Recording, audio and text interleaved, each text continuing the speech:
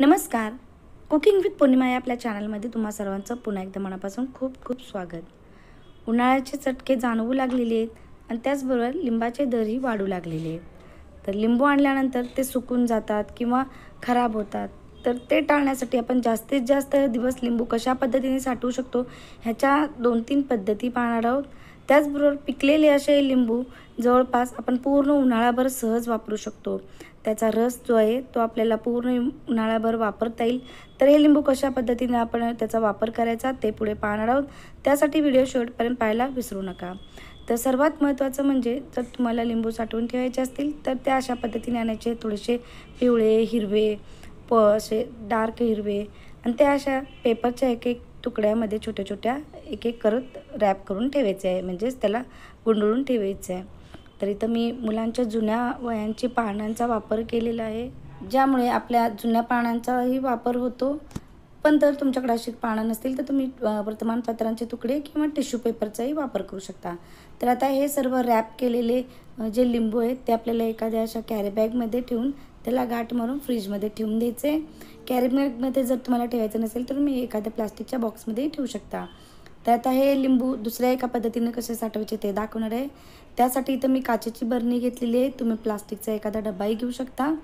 तर आता हातावर थोडंसं आपल्याला कोणतंही तेल घ्यायचं आहे, खोबरेल तेल किंवा जे खाद्यतेल तुम्ही वापरत असाल ते, आणि एक एक लिंबू आपल्याला या हातावर घेऊन आपल्या लिंबाला तेल चोळून घ्यायचं आहे आणि हे लिंबू काचेच्या बरणीमध्ये ठेवून द्यायचे.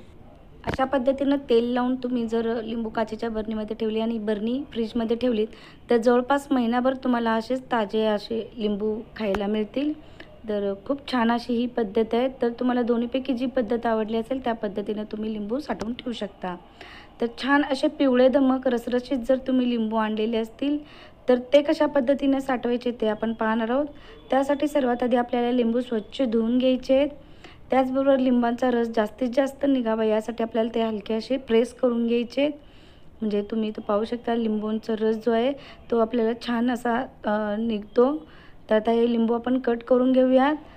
तर सर्व लिंबू मी इथं कट करून घेते, 2-2 तुकडे करून. या लिंबांचा आपल्याला रस काढून घ्यायचा आहे. तर मी सजेस्ट करेन लिंबू कापण्या अगोदर तुम्ही स्वच्छ धुवून कोरडे करून घ्या. तर इथं मी अशा पद्धतीने सर्व लिंबू आता हे कट करून घेते आणि आता एका बाउलमध्ये आपल्याला सर्व लिंबांचा रस काढून घ्यायचा आहे. तर या सालींचाही आपण नंतर वापर करणार आहोत. त्याचं लोणचं आपण घालू शकतो. तर ते कशा पद्धतीने घालायचं याचा आपण व्हिडिओ पाहिलेला आहे यापूर्वी. तर इथं मी सर्व लिंबांचा रस काढून घेतलेला एका बाउलमध्ये. अर्धा किलो लिंबांचा रस आहे. तर लिंबांच्या साली आपण बाजूला ठेवून देऊयात आणि हा जो रस आहे तो आपल्याला गाळून घ्यायचा आहे, म्हणजे त्याच्यामधील ज्या बिया वगैरे असतील त्या बाजूला काढून घ्यायचे. तर हा लिंबाचा रस 6 महिन्यापर्यंत आपल्याला व्यवस्थित वापरता यावा यासाठी आपण हे साठवून ठेवणार आहोत आईस ट्रेमध्ये. तर आईस ट्रे तुमच्याकडं असेलच फ्रीजमध्ये तर त्यामध्ये आपल्याला हे अशा पद्धतीनं साठवून ठेवायचं. इथं माझ्याकडं छोटे आईस क्यूबचेही एक ट्रे आहे, त्यामध्ये मी साठवणार आहे. तर मोठा जर आईस ट्रे असेल तर आपल्याला यात अर्धा भरून घ्यायचं आहे, जेणेकरून आपल्याला लिंबाचा रसाचा योग्य वापर करता येईल. कारण आपल्याला जर कमी लिंबाचा रस लागणार असेल आणि आपण जर मोठी क्यूब काढली तर ती शिल्लक राहिलेली वाया जाण्याची शक्यता असते. हा छोटा जो आईस ट्रे आहे ते मी पूर्ण भरून घेते, कारण खूप छोटे अशा याच्या क्यूब्स तयार होतात. तर याच्यामुळे लेमन क्यूब्स जे आहेत त्या रेसिपीमध्ये वापरायला खूप सोपं जातं. तर आपण हे सेट करण्यासाठी फ्रीजरमध्ये ठेवून देऊयात. साधारण 7 ते 8 तासासाठी आपल्याला हे फ्रीजरमध्ये ठेवून छान सेट करून घ्यायचे त्या क्यूब्स. आता हे शिल्लक राहिलेले लिंबाच्या साली आहेत तेही आपण झिपलॉक बॅगमध्ये ठेवणार आहेत. त्याचंही आपण लोणचं घालू शकतो. तर आपण ते फ्रीजमध्ये ठेवलेले आहेत साली. तर दुसऱ्या दिवशी सकाळी आपण आता हे आईस ट्रे बाजूला बाहेर काढून घेतलेले आहेत फ्रीजरमधून आणि आता पाहूयात किती आपले सेट झालेले आहेत हे. तर मस्त असे सेट झालेले आहेत हे लेमन क्यूब्स.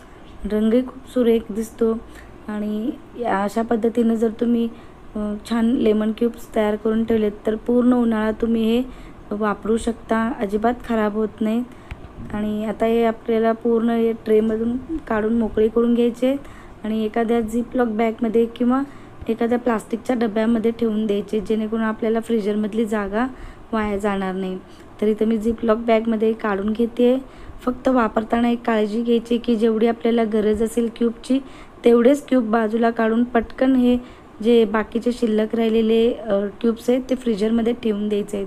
जर याचं पाणी झाल्यानंतर तुम्ही फ्रीजरमध्ये जर ठेवायला गेलात तर ते वाया जाण्याची शक्यता असते.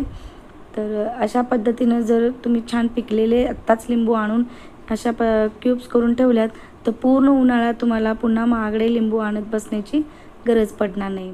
तर इथं मी 2-3 पद्धती दाखवल्या आहेत तुम्हाला लिंबू साठवून ठेवण्याचे. तर तुम्हाला त्यातली जी आवडत असेल, सोपी वाटत असेल ते तुम्ही करून पहा. आणि जर माझ्या या पद्धती आवडल्या असतील तर प्लीज लाईक करून कमेंट करून जरूर कळवा. पुन्हा भेटूया छानशी अशी रेसिपी घेऊन. तोपर्यंत बाय बाय.